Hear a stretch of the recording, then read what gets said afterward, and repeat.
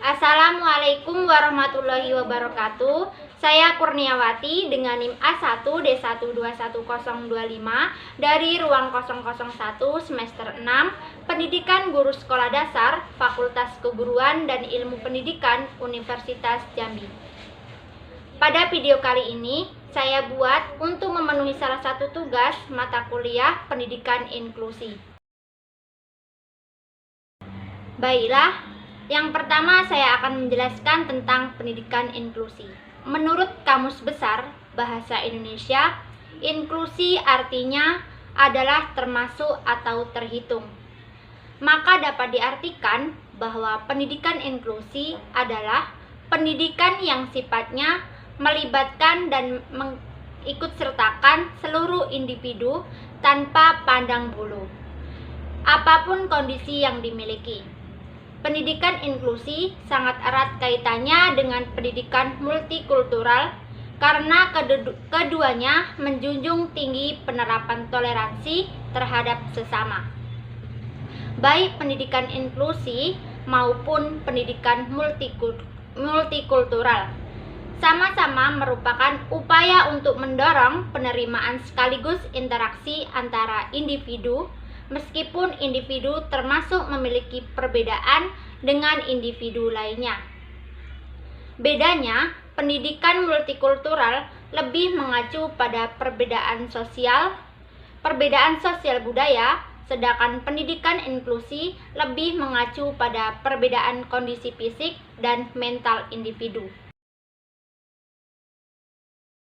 Selanjutnya ada manfaat pendidikan inklusi. Ada beberapa manfaat yang bisa diperoleh dari penerapan pendidikan inklusi, yaitu yang pertama, menumbuhkan rasa toleransi terhadap sesama. Yang kedua, mendorong pemahaman bahwa perbedaan itu wajar dan cara menghargai perbedaan tersebut. Yang ketiga, yaitu mengurangi sikap diskriminatif terhadap golongan tertentu. Yang keempat, melatih individu untuk berpikir terbuka. Yang kelima, mengajarkan untuk menghormati orang lain meskipun mereka memiliki kekurangan atau perbedaan. Selanjutnya, mendorong terjadinya musyawarah untuk memecahkan masalah dan mendorong terciptanya kedamaian dan ketentraman di masyarakat. Dan selanjutnya yaitu menghindari konflik, perpecahan atau pertikaian dan meningkatkan kepercayaan diri individu, menciptakan persatuan dan kesatuan dengan mendorong siswa untuk saling membaur. Selanjutnya, sistem dan tanggung jawab pendidikan inklusi. Menurut Dinas Pendidikan, sistem pendidikan inklusi ada di dalam sistem sekolah umum, di mana pelaksanaan pendidikan, pengelolaan kelas dapat menjamin peningkatan pendidikan dan akses untuk semua peserta didik. Sementara itu, tanggung jawab pendidikan inklusi yaitu guru wali kelas, guru bidang studi, serta guru pembimbing khusus yang memiliki tanggung jawab penuh pada kelangsungan proses belajar peserta didik berkebutuhan khusus.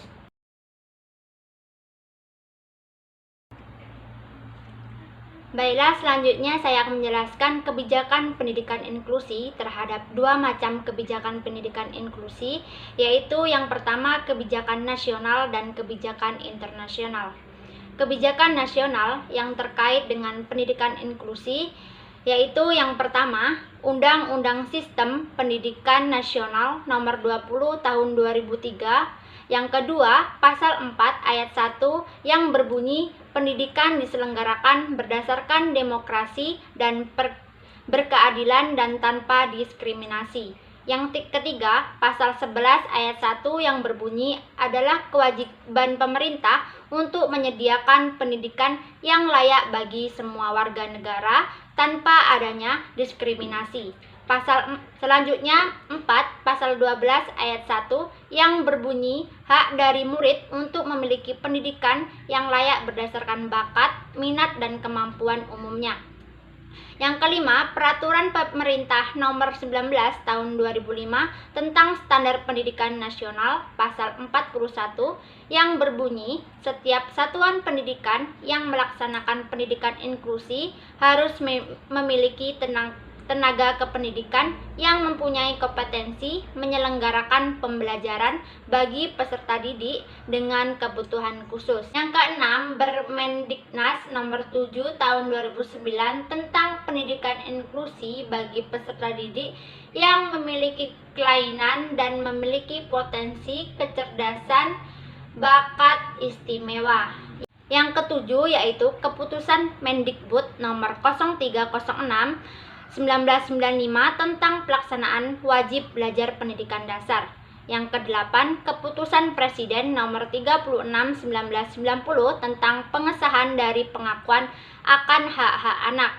Yang sembilan, Surat Edaran Nomor 380 2003 yang dikeluarkan oleh Dirjen Dikdasmen Depdiknas pada tanggal 20 Januari 2003 tentang pendidikan inklusi. Selanjutnya, kebijakan internasional yang terkait dengan pendidikan inklusi yaitu sebagai berikut. Yang pertama, Deklarasi Internasional tentang Hak-Hak Asasi Manusia Pasal 16 ayat 1 yang berbunyi setiap orang berhak memperoleh pendidikan dasar yang merupakan hal yang diwajibkan. Selanjutnya, Pasal 16 ayat 2 yang berbunyi pendidikan harus ditujukan pada pengembangan pribadi manusia secara menyeluruh demi memperkuat penghargaan dan terhadap hak asasi manusia dan kemerdekaan yang mendasar. Pendidikan harus mengajarkan mengenai saling menghargai, toleransi, dan persahabatan antara negara, ras, dan agama, serta mendukung segala kegiatan persatuan bangsa-bangsa untuk memelihara perdamaian. Selanjutnya, tahun 2090 tentang pendidikan untuk semua dan menyediakan akses pendidikan dasar bagi semua anak pada tahun 2000, Konferensi Dunia Salamanca tahun 2004 tentang pendidikan anak berkebutuhan khusus di mana menghasilkan kerangka kerja mengenai penyediaan akses dan standarisasi kualitas pendidikan bagi anak berkebutuhan khusus. Selanjutnya, Konferensi Pendidikan Dunia di Dakar, Senegal tahun 2000, poin 2 yang berbunyi memastikan semua anak, khususnya perempuan, anak berkebutuhan khusus, mampu maupun dari etnis minoritas agar memiliki akses terhadap pendidikan yang memadai dan berkualitas. Selanjutnya, Konvensi Hak yang Menyandang Cacat yang disepakati pada 13 Desember 2006, Majelis Umum Perserikatan Bangsa-Bangsa dengan Resolusi 61 atau 106 dita mendatangani negara anggota PBB 30 Maret 2007 tentang mengakui hak orang-orang menyandang cacat atas pendidikan. Selanjutnya ada tujuan pendidikan inklusi.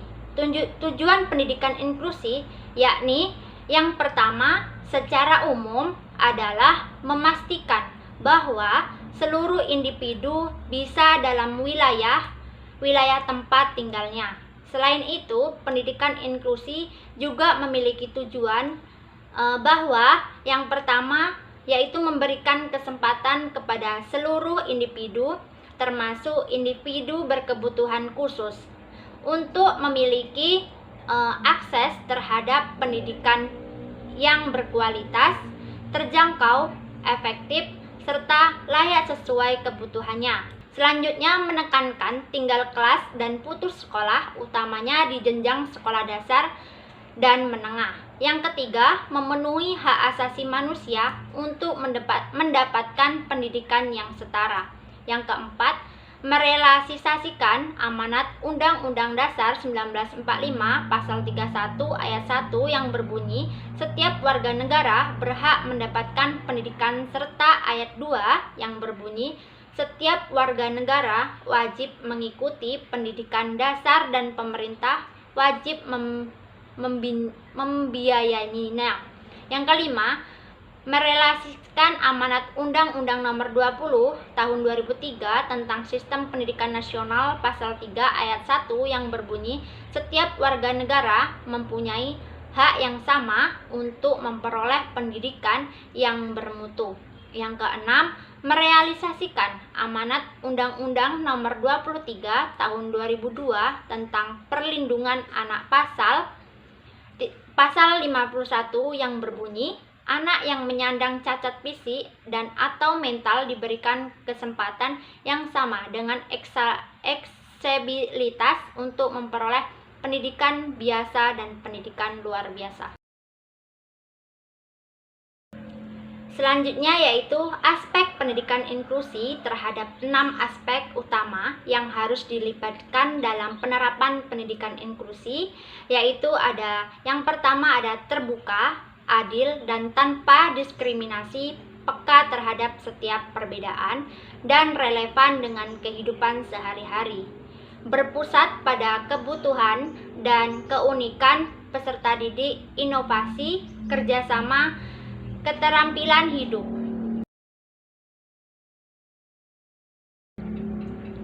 Selanjutnya ada contoh pendidikan inklusi. Contoh pendidikan inklusi di Indonesia adalah tersedianya sekolah luar biasa atau SLB mulai dari jenjang TK, SD, SMP, hingga SMA. Adanya SLB bagi siswa-siswi berkebutuhan khusus ini merupakan salah satu upaya pemerintah dalam menyediakan pendidikan setara dan berkualitas bagi masyarakat Indonesia yang termasuk anak berkebutuhan khusus. SLB memiliki kurikulum khusus yang telah disesuaikan dengan kondisi siswanya. Misalnya tunanetra, tunarungu, keterbelakangan mental, dan lain sebagainya. Selain SLB, anak-anak berkebutuhan khusus dengan kondisi tertentu juga berkesempatan untuk menempuh pendidikan di sekolah biasa. Apabila kondisinya masih memungkinkan untuk mengikuti pelajaran layaknya siswa biasa, orang tua siswa bisa berkonsultasi terlebih dahulu dengan pihak penyelenggara sekolah terkait hal ini. Contohnya, beberapa siswa dengan ASD tetap bisa bersekolah di sekolah biasa dan berkumpul di kelas yang sama dengan siswa-siswi lainnya yang tidak memiliki ASD. Yang terakhir yaitu cara menerapkan pendidikan inklusi. Ada beberapa cara untuk menerapkan pendidikan inklusi. Salah satunya yang paling dasar adalah dengan membangun berbagai institusi pendidikan. Pendidikan khusus siswa-siswi yang luar biasa. Selain itu, bisa juga dengan membantu menyediakan sarana dan prasarana yang dibutuhkan bagi sekolah biasa agar bisa menerima siswa yang luar biasa dengan kondisi yang masih memungkinkan untuk mengikuti pelajaran yang layaknya siswa biasa. Salah satu sarana dan prasarana yang dimaksud yaitu guru yang memiliki pemahaman tentang pendidikan inklusi dan menguasai cara mendidik siswa anak yang berkebutuhan khusus.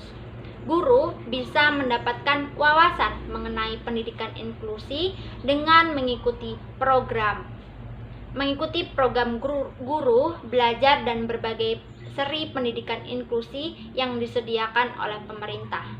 Di samping itu, sarana lainnya yang juga bisa digunakan untuk menerapkan pendidikan inklusi adalah teknologi. Salah satunya adalah platform atau LMS seperti Jelajah Ilmu. Jelajah Ilmu merupakan platform LMS pembelajaran terlengkap dan terbaik dengan fitur yang canggih. di mana siswa dan guru bisa melangsungkan pembelajaran secara online dari mana saja.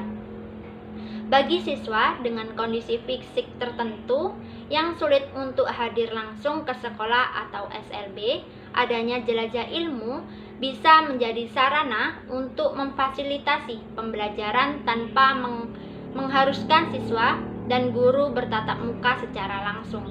Dengan begitu, pendidikan inklusi bisa tetap berjalan tanpa hambatan dan siswa bisa tetap memperoleh haknya, yakni pendidikan yang berkualitas. Sekian penjelasan materi tentang pendidikan inklusi dari saya, dan saya akhiri dengan wassalamualaikum warahmatullahi wabarakatuh.